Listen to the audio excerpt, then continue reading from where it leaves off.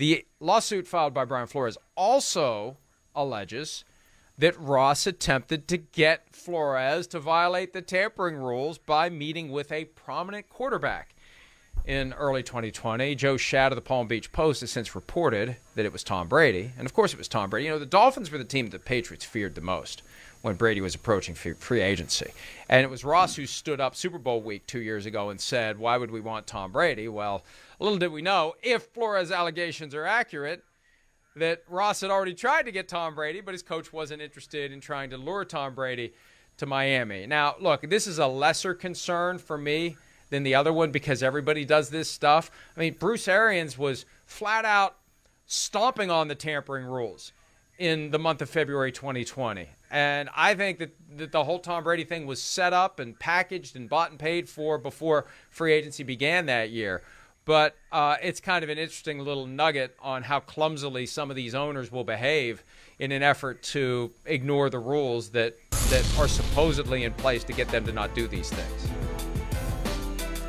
The other part of this that that aspect of it is, to me, it's so I don't even want to use the word transparent, but it's so obvious that Stephen Ross, his whole bent on, since he's become owner, we got to find this generation's Dan Marino.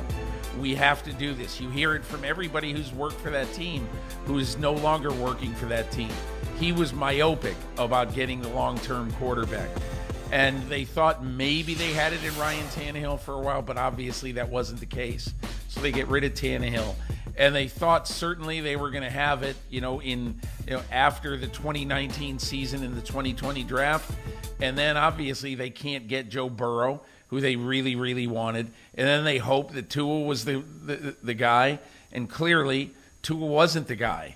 And it's amazing to me, but if Ross, if this is absolutely true, and if Ross did this, then he was deciding after kind of an injury-plagued, weird year that he wanted this guy. He wanted Tom Brady over kind of the lottery pick in the draft because they were probably going to get the second-best quarterback in a quarterback-rich draft.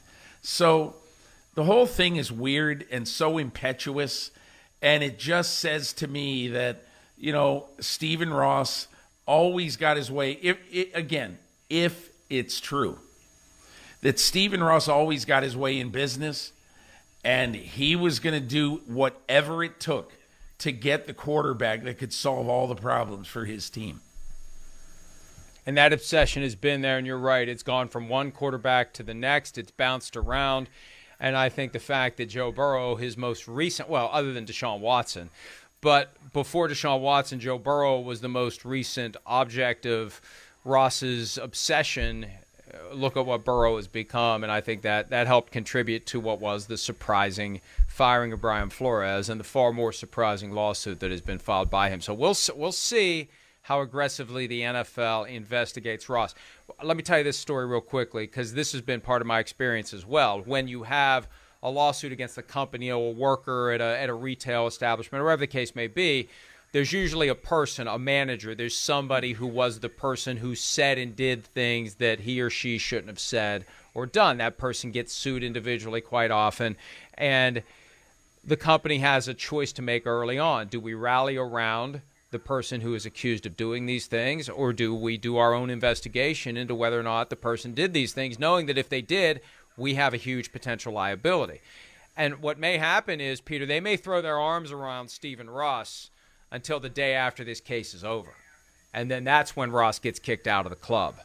But not before, because if they kick him out before and the case is still going, that could be a problem. Then you get somebody who is no longer motivated to say all the right things and play the game. He no longer has skin in the game if he's kicked out of the NFL. So that's another reason for the NFL to say that all these things that Brian Flores is currently claiming about Stephen Ross are not truthful, not accurate, and are flat-out lies. So we'll see how the NFL handles it.